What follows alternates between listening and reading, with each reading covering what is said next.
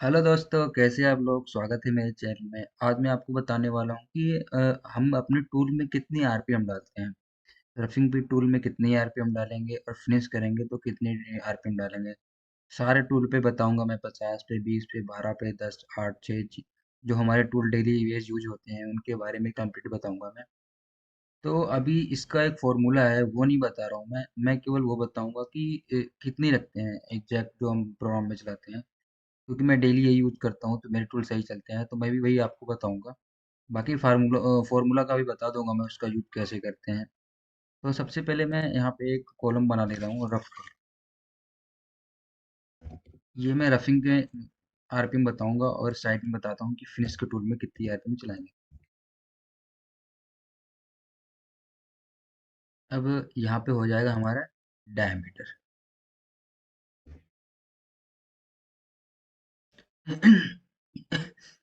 अब मान लो कि हम 50 का टूल चला रहे हैं, हमारा एक 50 का टूल है, 50 का बुल है अपना।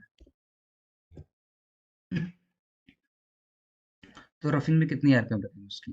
तो जो 50 के बुल में रफिंग में आरपीएम रखते हैं वो हम रखते हैं 1000 से 1200 के बीच में। फिलहाल मैं यहाँ पे 1000 ही लिख रहा हूँ। उसके बाद जब हम 50 के टूल से कहीं फेस से फिनिश कर रहे हैं, क्योंकि 50 का टूल से हम वैसे फिनिश करते नहीं, तो फेस पे ही करते हैं, तो उसमें हम आरपीएम रखते हैं 2800 से 3000 के बीच में। ये हमारे, मैं बता रहा हूँ जी, ये हमारा लोहे पे काम करता है। अप्रोक्स आपका एल्युमिनियम पे भी चल जाएगा, लेकिन एल्युमिनियम का मैं अलग से बताऊंगा आपको। उसमें कट और feed, RPM, depth of cut सब कंप्लीट बताऊंगा। फिलहाल ये हमारा लोहे पे अगर हम काम करें तो वहाँ के लिए मैं बता रहा हूँ। अब 50 का हमारा हो गया, 1000 रफिंग में रखेंगे और 2800 रखेंगे फिनिशिंग। उसके बाद हम मान लो मैं 20 का टूल चला रहा हूँ, 20 का अपना बुल चला रहा हूँ मैं। तो 20 के बुल में मैं रखूंगा रफिंग में, मान लो आप रखते हैं 1800 से 2000 या 2200 भी डाल सकते हो, लेकिन हम 2000 ही चलाते हैं। और यही हम 20 के 18 का टूल चलाएंगे फिनिशिंग में, तो इसकी आरपीएम रखेंगे हम 3000। उसके बाद हमारे टूल चलाते हैं जो हमारे डेली बेसिस में यूज होते हैं, वो हमारे तो हैं 12 के एंड में।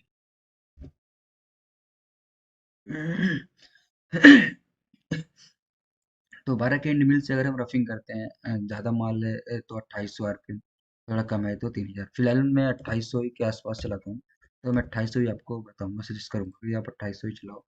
उसके बाद अगर हम 12 के टूल को फिनिश करते हैं, आउटर में कोई कैविटी या कोर को फिनिश करें, तो उसमें हम आरपीएम रखते हैं 3200 के आसपास। 3000, 32 से 3400 के बीच में रखते हैं। उसके बाद हमारा टूल आता है 10 का।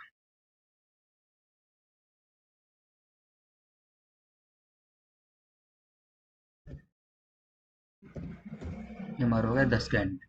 तो 10 के एंड मिल में अगर हम रफिंग कर रहे हैं उससे, तो हम रखेंगे इसकी आरपीएम 3000 या 3200 मान लो आप।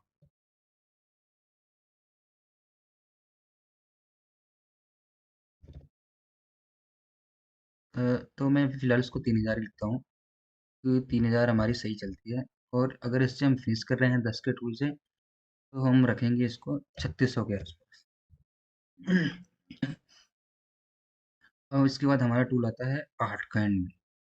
8 का एंड मिल अगर हम 8 का एंड मिल चलाते हैं, तो 8 के एंड में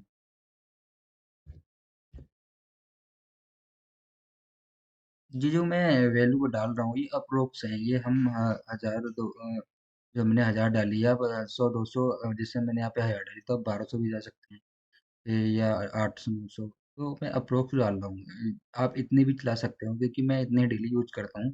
तो आपको मैं वही बता रहा हूँ, आप ऐसे चलाना। अगर आपका कोई मेटल ज़्यादा हार्ड है तो आप कम कम ज़्यादा कर सकते हो।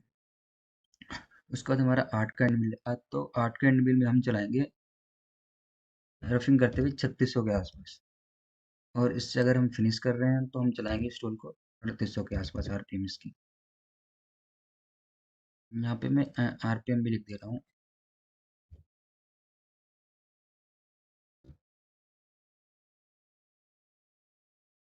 ये हमारी रफिंग आरपीएम हो जाएगी और ये हमारी फिनिशिंग आरपीएम हो जाएगी।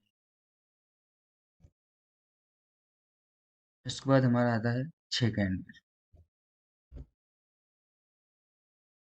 तो 6 के एंड मिल में हम जो चलाते हैं रफिंग करते हुए, वो रखते हैं 3800 के आसपास। और इससे अगर हम फिनिश करते हैं अगर 6 के एंड मिल से, तो हम इसकी वैल्यू डालेंगे 4000 के समथिंग।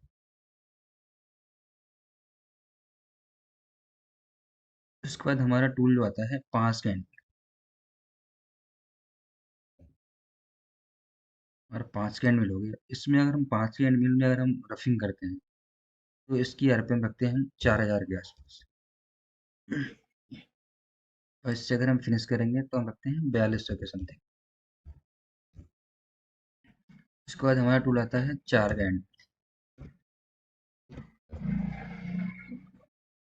4 के एंड में हम जो रफिंग करेंगे तो उसकी हम वैल्यू रखते हैं 4200 से 4400 के बीच। और इससे अगर हम फिनिश करते हैं तो हम इसकी आरपीएम रखेंगे 4500। ये जो मैं वैल्यू डाल रहा हूँ ये मैं खुद यूज करता हूँ। अगर आप इसकी वैल्यू जो हमारा फॉर्मूला है उसके हिसाब से निकालेंगे तो बहुत ही चेंज आएगा। मैं फॉर्मूले के हिसाब से भी डाल दूंगा, अगर आपको इसमें डाउट लग रहा है तो वो मैं बता दूंगा आपको कि फॉर्मूला से कैसे निकालते हैं। फिलहाल इस वीडियो में यही बताऊंगा कि जो मैं चलाता हूँ आपको वही बता रहा हूँ। तो 3 के एंड मिल में जो वैल्यू डालते हैं, रफिंग करते हैं हम रखते हैं इसकी 4500 के आसपास। और फिनिश में हम चलाते हैं इसको 5000 के समथिंग।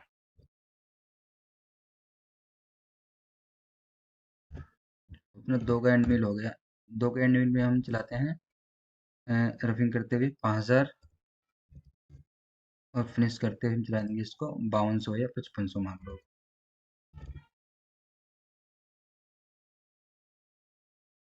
उसके बाद अपना हो गया एक कैंड मिल।